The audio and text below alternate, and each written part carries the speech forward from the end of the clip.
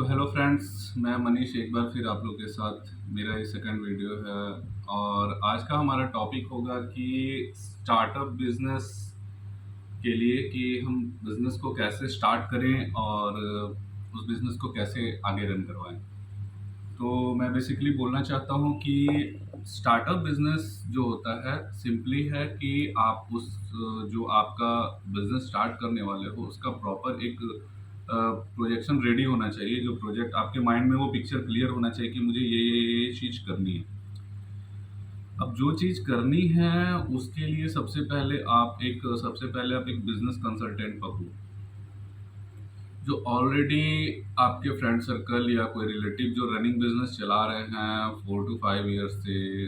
तो उनसे आप हेल्प ले सकते हो कि क्या क्या चैलेंजेस आए थे। तो पहले आप R&D करो कि क्या प्रॉब्लम्स आ रही है, उस प्रॉब्लम्स को प्रॉपर अपने प्रोजेक्ट में डालो कि क्या ये मेरे साथ जैसे अलग अलग व्यूज लो, सिर्फ एक से मत पूछना, क्योंकि जो एक बता रहा होगा ना उनके पास एक चैलेंज आया होगा तो वो अपना एक चैलेंज बता देगा तो आपको लगेगा कि बाकी कुछ है ही नहीं चैलेंज। बट चैलेंजेस बहुत सारी चीज़ें होती है। फॉर एन एग्जांपल, आपका प्रोडक्ट से रिलेटेड चैलेंज, आपका मार्केटिंग बहुत स्ट्रांग होगा, सब कुछ अच्छा होगा, आपके मार्केट बने होंगे, बट आपके प्रोडक्ट में वर्थ नहीं होगा, क्वालिटी नहीं होगी, तो कितना भी अच्छा मार्केटिंग होगा तो वो वन टाइम बिजनेस होता है।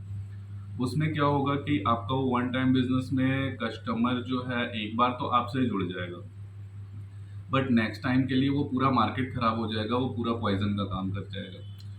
एग्जाम्पल मैं देना चाह रहा हूँ कि मेरे एक फ्रेंड थे, मीन्स हैं वो अभी, उनका एक बिजनेस था, वो गारमेंट से रिलेटेड बिजनेस था। राइट, तो वो बिजनेस को उन्होंने स्टार्ट तो किया, मेरे से भी सजेशन लिया था क्या करना है, मैंने बोला बढ़िया है यार स्टार्ट करो। तो उसको कैसे क्या करना है, कैसे ऑर्गेनाइज करना है, हम लोगों ने प्रॉपर, मैंने तो उस टाइम भी उनको ये बोला था क्या कि जब आप स्टार्ट कर रहे हो उससे पहले आपको इस बिजनेस का प्रॉपर नॉलेज होना चाहिए।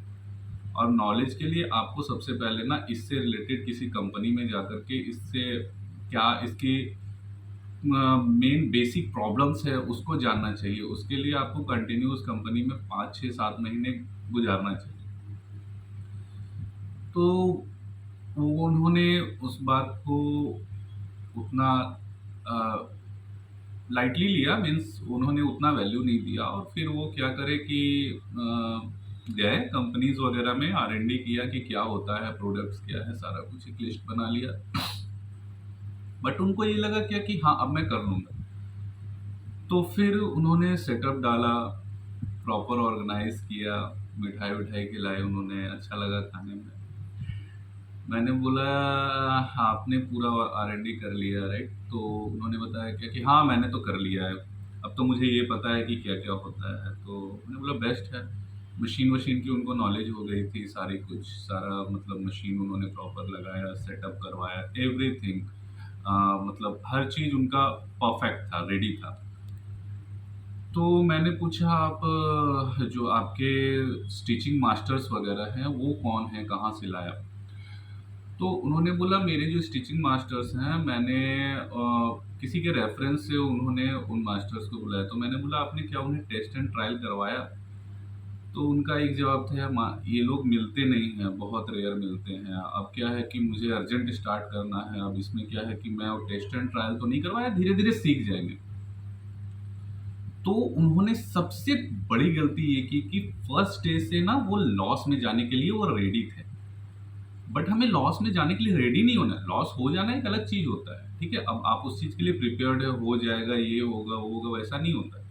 उसके लिए आपको पहले से प्रिपेयर्ड होना होता है कि सामने वाला बंदा जो है वो क्या है, स्किल्ड है, कितने लेवल का है, आप क्या करना चाह रहे हो जिसके लिए वो आपने उन्हें हायर किया है, और उस लेवल का वो स्किल्ड है या नहीं है। तो फर्स्ट डे का जैसा कि उन्होंने बताया कि पैटर्न मास्टर जो उन लोग में होता है, वो उन्होंने बताया कि वो आया और वो कटिंग वटिंग किया, और अराउंड 34,000 का जो उनका बजट का एक कपड़ा था, वो पूरा का पूरा खराब कर दिया। खराब इन द सेंस कि उन्होंने फर्स्ट टाइम वो टी शर्ट बनवा रहे थे, प्रॉपर सेटअप डाला था, तो टी शर्ट्स का नेक वगैरह बिल्कुल खराब कर दिया। तब उनको मेरी याद आई, उन्होंने मेरे को फ़ोन किया। तो मैंने बोला कि आपको तो मैंने पहले भी बोला था। तो फिर वो बोले तो अब कैसे होगा? हम बोले सबसे पहले उस पैटर्न मास्टर को करो आप साइड, ठीक है? तो उन्होंने बोला क्या कि मेरा तो बैंक से फाइनेंस है, अब तो मेरे ऊपर इतनी लायबिलिटीज़ आ गई है, मैं साइड तो ऐसे कर नहीं सकता हूँ। तो हम बोले देखो बैंक से फाइनेंस है, आप साइड नहीं कर सकते हो, अभी का आप लॉस फिर आगे जा कर के आप ज़्यादा बर्दाश्त भी नहीं कर पाओगे। फिर वो बोले ठीक है। सेकंड थिंग क्या हुआ कि वो जो प्रोडक्ट स्टार्ट कर रहे थे ना, उस प्रोडक्ट के लिए वो प्रिपेयर्ड, मेंटली प्रिपेयर्ड थे, लेकिन एज अ मार्केटर वो उस पे एनालाइज नहीं किए थे कि उसका एग्जैक्ट कंपटीशन कहाँ है, किस लेवल तक उसमें इन्वेस्ट होगा, क्या होगा। तो उन्होंने स्टार्ट क्या किया, तो उन्होंने स्टार्ट किया ऐसे प्रोडक्ट से जिसका ऑलरेडी बेस बना हुआ है, और उसका जो लोकल मार्केट से सपोर्ट है वो इनको मिलने वाला था नहीं। तो बेस क्या बना हुआ है, तो कि बेस बना हुआ है कि साउथ का कोई हब है जो टी शर्ट मैन्युफैक्चरिंग करता है।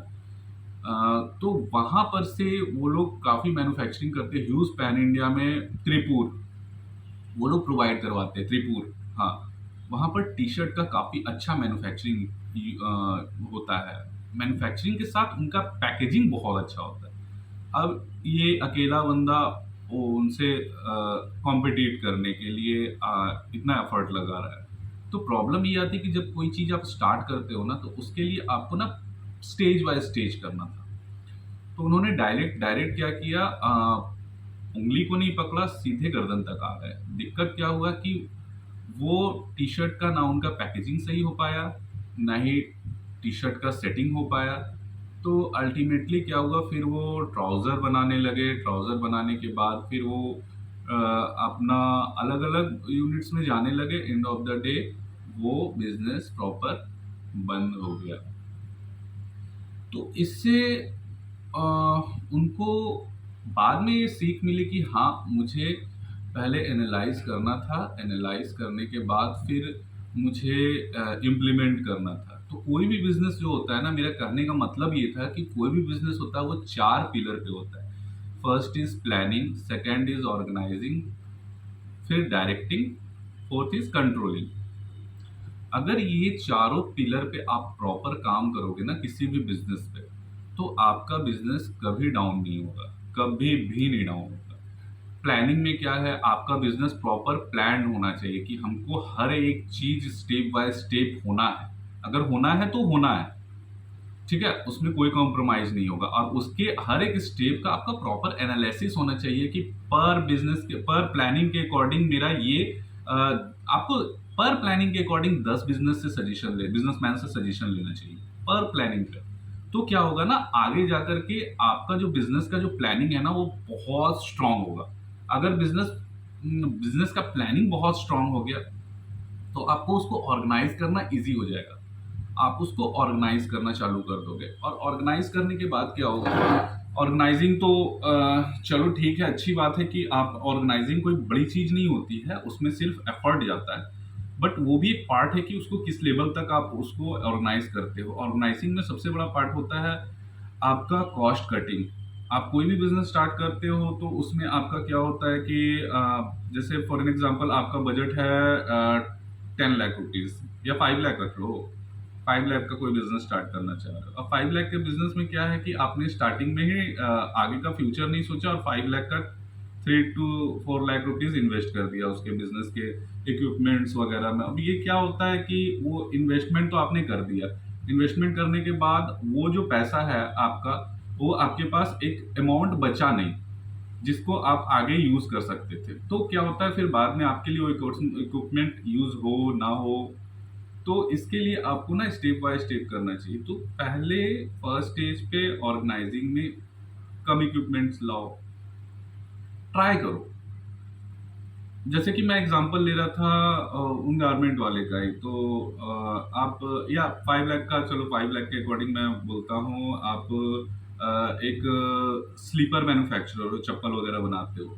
तो आपको क्या करना है कि फर्स्ट स्टेज में आपको देखना है कि मुझे करना क्या है। तो आपको ना स्मॉल साइज मशीन वगैरह, या तो आपको आउटसोर्सिंग करना चाहिए। मैं तो बेस्ट सजेस्ट करूंगा कि आपको आउटसोर्सिंग करना चाहिए।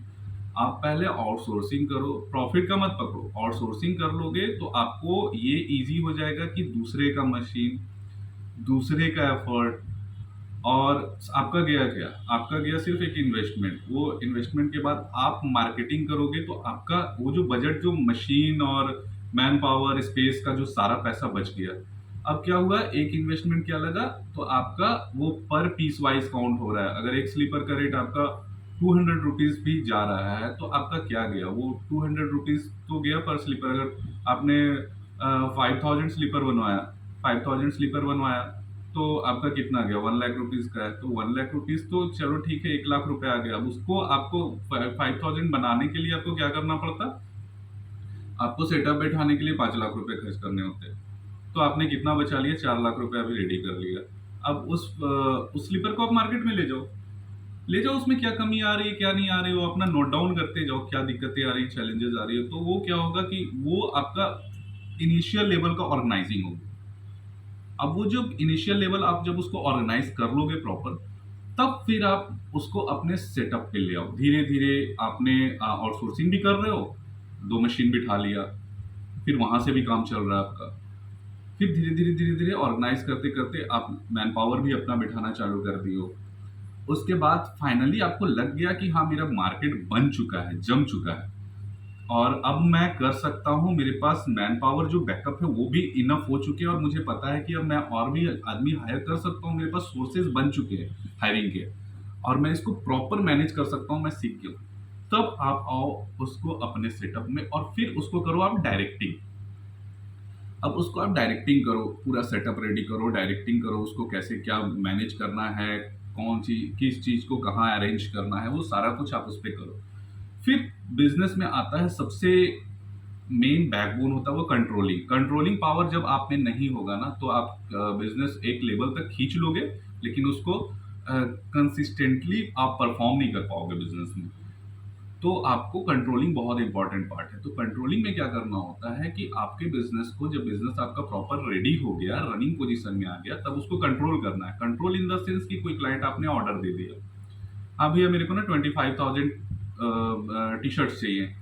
अब 25,000 टी-शर्ट्स चाहिए, उन्होंने आपने तो ऑर्डर ले लिया, बट उसमें क्या होता है कि ऑर्डर लेने के बाद आपको ये भी देखना है कि आप इसको किस तरह से मैनेज कर सकते हो।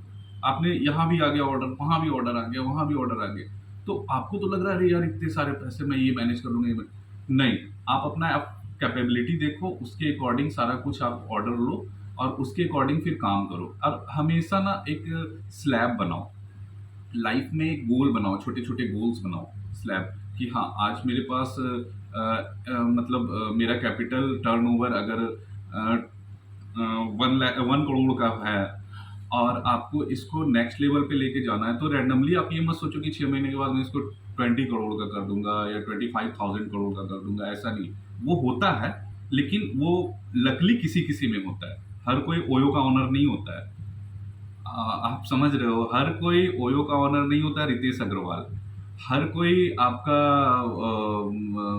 जितने भी बड़े बिजनेसमैन ले लो आपका, वो उनकी तरह नहीं होते। वो एक टाइम लगता है, स्टेप बाय स्टेप होता है, तो आपको वो चीज़ पे ध्यान देना होगा। तो आप उसको धीरे धीरे इंक्रीज करो। आपने देख लिया कि मेरा टर्नओवर 1 करोड़ का है, उसमें मेरे इतने इक्विपमेंट्स लगे, ये लगा, दैट मीन्स आप 2 करोड़ का अगर रन करना चाहते हो, तो दैट मीन्स आपका इक्विपमेंट्स भी डबल होगा।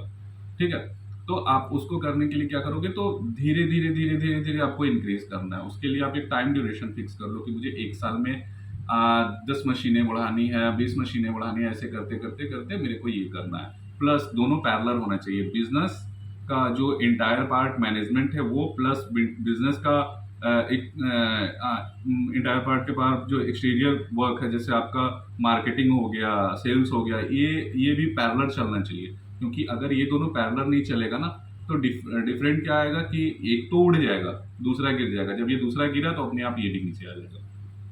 वही होता है ना, कॉस्ट कटिंग के लिए फायरिंग। ठीक है, कॉस्ट कटिंग फायरिंग क्यों होता है? क्योंकि बिजनेस नहीं आ रहा था। अब बहुत बिजनेस आने लगता है तो फिर क्या होता है, आप मैन पावर ढूंढने लगते हो। बहुत सारे फैक्ट्रीज के बाहर दिखना लिखा हुआ होता है कि यहाँ पर हेल्पर की ज़रूरत है, यहाँ पर इसकी ज़रूरत है। तो आपको ये दोनों चीज़ को मैनेज करके चलना पड़ता है। ठीक है, एक हमेशा 10 10 टू 15 ईयर का एक बिजनेस का अपना प्लानिंग लेके चलो। बिजनेस आज के लिए मत करो, अगर ये सोच रहे हो कि आज मैंने बिजनेस कर लिया और 4 साल के बाद फिर मैं कहीं और एफर्ट लगाऊंगा, नहीं। बिजनेस करो तो आप प्रॉपर बिजनेस करो, नहीं करना है तो फिर मत करो। फिर आप कहीं जॉब ही कर लो, वो ज़्यादा बेटर है। तो आप वहाँ स्विच 4 साल में कर सकते हो। अगर आपको बिजनेस करना है तो 4 साल नहीं, वो आपको फ्यूचर 4 जनरेशन के लिए करना होगा। मैंने आज अपना बिजनेस स्टार्ट किया है, तो मेरे को ये नहीं करना है कि आज मेरे बिजनेस से अगर अगर 2-4 करोड़ रुपए आ गए तो फिर मैं क्या करूंगा, दूसरे सेक्टर में चला जाऊंगा। नहीं, इसी सेक्टर में और इम्प्रूव करना है मुझे, राइट। आप दूसरे सेक्टर में आओ, तब आओ जब ये आपका पूरा बेस जम गया, आप रिलायंस बन गए हो। करो ना, रिलायंस इंडस्ट्री है, रिलायंस पावर है, रिलायंस आपका कम्युनिकेशन है। तो इस तरह से हर कोई कंपनी का अपना अपना होता है, तो उस तरह से आप भी करो, लेकिन तब करो जब पहले कोई एक पेड़ बना दो, एक बनियान ट्री बना दो। ठीक है, तो उसके बाद आप आगे बढ़ सकते हो। और सबसे बड़ी चीज़ है कि आप अपने किसी भी बिजनेस में करो तो आप ये मत सोचो कि you are just a honour. नहीं, आप भी एक एम्प्लॉय हो, और एक एम्प्लॉय की तरह आपको भी उतना ही काम करना होगा जितना आपके कंपनी का एक जो वर्कर, जो सबसे लो लेवल का वर्कर होगा, वो काम कर रहा है। ठीक है, क्योंकि वो भी आपके लिए उतना ही इंपॉर्टेंट है जितना आप अपने कंपनी के लिए इंपॉर्टेंट है। तो सभी एम्प्लॉय का वैल्यू समझो, सभी से प्यार करो, सभी को सम्मान दो, और उसकी वैल्यू समझो, और उसका हक मत मारो। अगर हक मारोगे तो कहीं ना कहीं वो आपका निकल जाएगा। तो इस तरह से फिर आपने बिजनेस को चलाओ। और एज इट इज़, कभी भी कोई दिक्कत हो, मेरा नंबर अवेलेबल है, आप मेरे से कांटेक्ट कर सकते हो। कांटेक्ट करने के लिए मेरा नंबर फिर से मैं रिपीट कर दे रहा हूँ, 7903628416। कॉल करो, मैसेज करो, व्हाट्सअप करो, मैं अवेलेबल रहूँगा। रिक्वेस्ट करता हूँ आप व्हाट्सअप करो, क्योंकि मेरा भी काम है तो मैं भी बिजी रहता हूँ। तो व्हाट्सअप कर दोगे आप, हाई लिख के भेज दोगे तो मैं रिप्लाई कर दूंगा कि हाँ, आपको मैं कितने बजे कॉल कर सकता हूँ। एक अपॉइंटमेंट फिक्स हो जाएगा अपन दोनों का, तो हम लोग उस पर आगे काम कर सकते हैं। और चलो, बहुत अच्छा लगा आप लोगों का फर्स्ट वीडियो का रिस्पांस। काफ़ी अच्छा लाइक आया, व्यूज़ आया। होप सो आप लोग इस वीडियो को भी लाइक करो और सब्सक्राइब करो, और हेल्प करो एक दूसरे को। आप बहुत बड़े बिजनेसमैन बन जाओ तो छोटे छोटे बिजनेसमैन को आप उठाने का कोशिश करो। तभी एक प्रॉपर समाज बन पाएगा। और मैंने वो चीज़ जो बोला था लास्ट वीडियो में, 10% अगर इंडिया की पॉपुलेशन ना अगर बिजनेस करने लगे, तो ना इंडिया का ना 100% जो ये अनएम्प्लॉयमेंट है ना, वो खत्म हो जाएगा 100%। ठीक है, तो फोकस करते हैं हम लोग उस पर, और कुछ करके दिखाना है, एक अच्छा बिजनेसमैन। ओके, बाय बाय, धन्यवाद, नमस्ते।